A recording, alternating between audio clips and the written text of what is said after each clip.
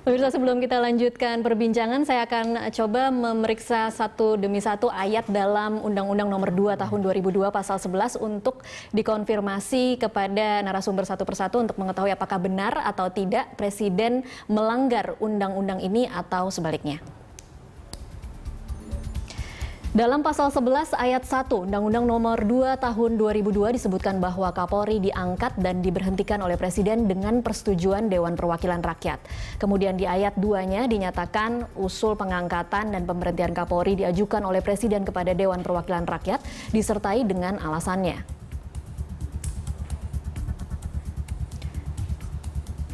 Sementara dalam lembar penjelasan disebutkan yang dimaksud dengan persetujuan Dewan Perwakilan Rakyat dalam ayat 1 adalah setelah mendapat persetujuan Dewan Perwakilan Rakyat. Penjelasan ayat 2 adalah persetujuan Dewan Perwakilan Rakyat Republik Indonesia terhadap usul pemberhentian dan pengangkatan Kapolri dilaksanakan sesuai dengan ketentuan yang berlaku di lingkungan Dewan Perwakilan Rakyat. Usul pemberhentian Kapolri disampaikan oleh Presiden dengan disertai alasan yang sah, antara lain masa jabatan Kapolri yang bersangkutan telah berakhir atas permintaan sendiri, memasuki usia pensiun, berhalangan tetap, dijatuhi pidana yang telah mempunyai kekuatan hukum tetap. Apabila Dewan Perwakilan Rakyat menolak usul pemberhentian Kapolri, maka Presiden bisa menarik kembali usulannya dan dapat mengajukan kembali permintaan persetujuan pemberhentian Kapolri pada masa persidangan berikutnya. Ya, kita akan langsung bahas dan sudah bergabung di studio kami pakar hukum tata negara Refli Harun. Selamat sore, Mas Refli. Ya, selamat sore. Ya, Mas Refli, jadi melanggar atau tidak melanggar nih Jokowi ketika memberhentikan Sutarman dan mengangkat PLT Badrodin Haiti? Ya, hari ini kan saya menulis ya di sebuah harian ya, judulnya Mendayung di antara karang. Di antara karang ya. Lalu kemudian juga saya menulis juga di di online Kapolri Jokowi dan skenario Kapolri ya. Saya kira begini, ada tiga hal yang ingin saya lihat ya. Segi yang ideal, aspek hukum dan aspek politik. Aspek politik dan aspek hukumnya dulu. Kalau kita bicara yang ideal, sebenarnya yang paling ideal kan tentunya kan dari awal tidak usah dimajukan, tidak usah diajukan sebagai calon Kapolri, itu yang paling ideal. Ya. Karena kita tahu bahwa ketika dimajukan sebagai calon menteri kan sudah ada rekening gendut menggantung rapor merah dari KPK, konon begitu, karena itu kan tertutup. Lalu kemudian kenapa dong diajukan ya?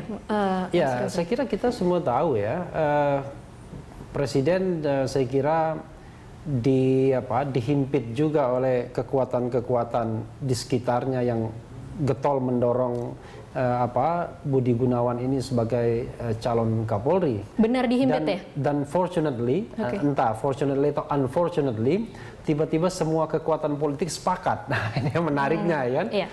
Baru kali ini KMP dan KIH sepakat untuk mengajukan orang yang sama begitu ya sebagai calon Kapolri, dan saya kira cuma fraksi Demokrat yang kemudian tidak hadir ya dalam fit and proper test. Jadi dari aspek seperti itu, sesungguhnya dari awal memang sesungguhnya sudah salah duluan masuknya ya. Lalu kemudian ketika menjadi tersangka ya, ada kesempatan sebenarnya untuk dicabut. Ada pilihan bagi Presiden untuk menarik usulannya.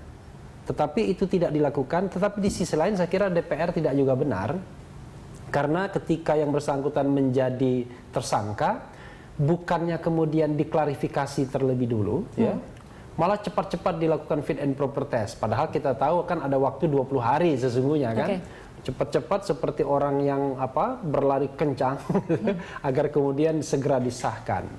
Nah, akibatnya kemudian kan ada persetujuan ya. Ada calon Kapolri yang sudah disetujui, tapi kemudian dengan status sebagai tersangka. Padahal kita tahu bahwa ada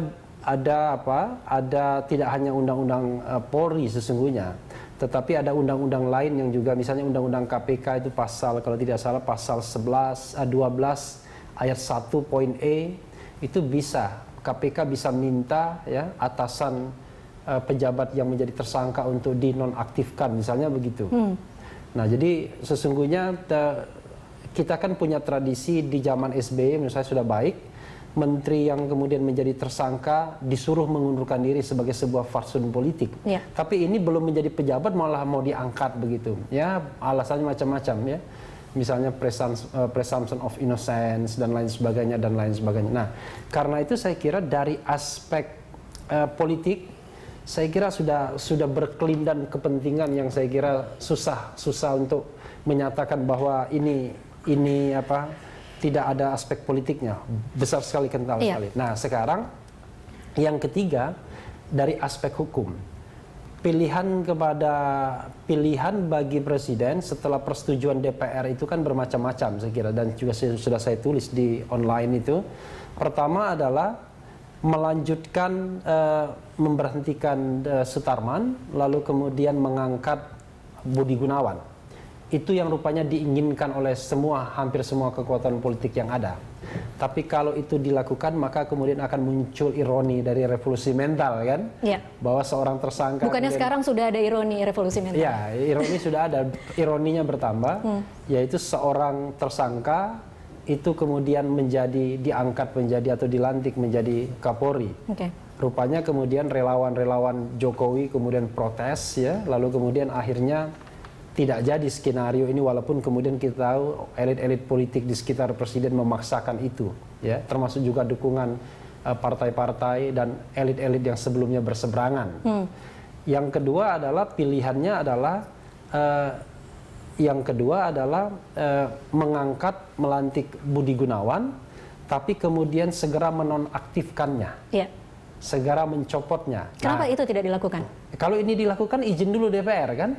Oke.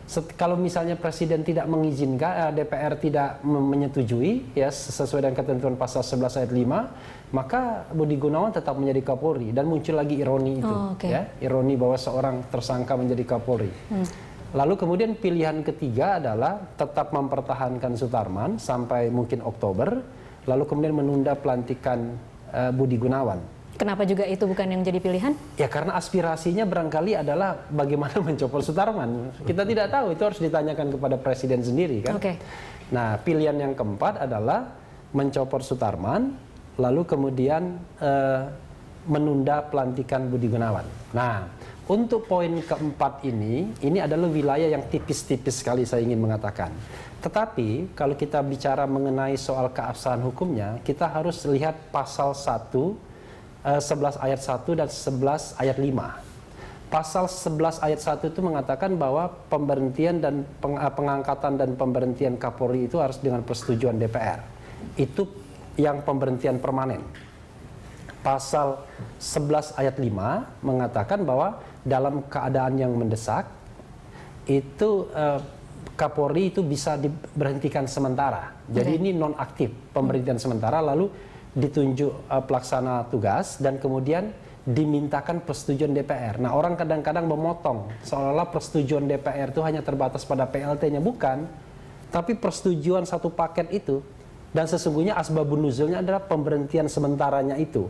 Karena PLT-nya itu adalah konsekuensi dari pemberhentian sementara. Okay. Karena kalau ada pemberhentian sementara pasti harus ada pejabat yang menghandle itu.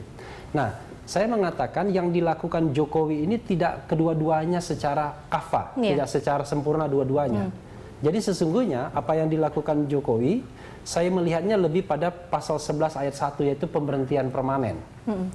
Nah, yang dalam keadaan normal, seharusnya pemberhentian permanen ini diiringi dengan pengangkatan yang baru.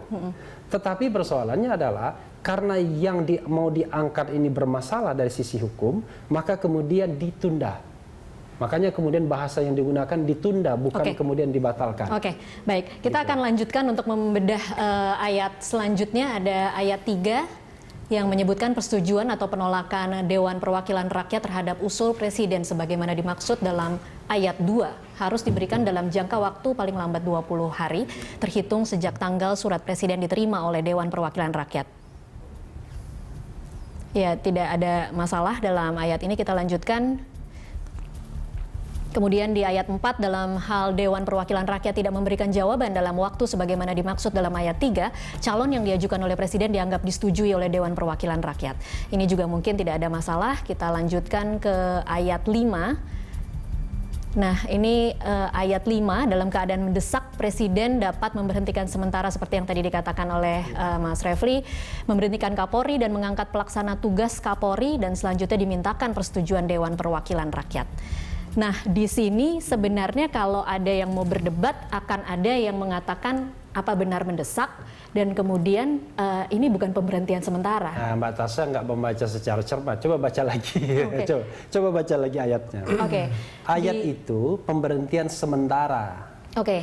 Jadi, nah ini kadang-kadang yang orang yang kemudian tidak korek membacanya. Jadi di Undang-Undang Kepolisian itu ada 2 jenis pemberhentian. Satu pemberhentian permanen, yaitu pasal 11 ayat 1. Kedua pemberhentian sementara, yaitu penonaktifan, itu pasal 11 ayat 5. Nah, yang dilakukan Jokowi ini, itu bukan pemberhentian sementara, bukan pasal 11 ayat 5, tapi pemberhentian permanen, pasal 11 ayat 1 sesungguhnya. Tetapi masalahnya adalah tindakannya itu tidak 100% kafah karena penggantinya ini ada masalah. Nah, karena itu kalau saya menganggapnya adalah intinya adalah undang-undang kepolisian tidak mengatur kalau seandainya ada Kapolri yang tersangka, ya kan begitu? Iya, itu nomor 1 ya. Maka kemudian saya bisa mengatakannya masuk sebagai yang namanya diskresi. Nah, jadi diskresi ini kan diatur di Undang-Undang Administrasi Pemerintahan. Jadi kalau misalnya aturannya tidak tegas, aturannya tidak jelas, aturannya tidak lengkap, ya. Lalu kemudian dibutuhkan, maka kemudian pemegang kekuasaan atau pemegang kekuasaan pemerintahan, ya dalam hal ini presiden, dalam kondisi dan siapa saja yang memegang kekuasaan pemerintahan atau administrasi, bisa mengeluarkan kebijakan yang diskresional sifatnya. Dibolehkan, diperbolehkan. Ya, karena dia memang untuk menutup lubang-lubang yang ada. Lalu lubangnya itu adalah, ini sesungguhnya ada pemberhentiannya kan sudah disetujui. Pengangkatannya sudah disetujui, tetapi ini orang yang mau diangkat tersangka. Sebenarnya presiden bisa saja terus mengangkatnya, tapi dia akan digebuki ramai-ramai oleh para pendukung dan para penggiat pemberantasan korupsi. Nah, jadi persoalannya adalah apakah kemudian presiden mau mendengarkan elit-elit politik yang semua mendukungnya? Apakah dia mau mendengarkan masyarakat yang barangkali menginginkan bahwa jangan dong. Ini yang dimaksud 2 karang itu ya. Jadi satu partai politik, yang satu lagi adalah para relawan dan pendukung. Begitu. Oke, kita akan lanjutkan di segmen selanjutnya. Pemirsa tetaplah bersama kami.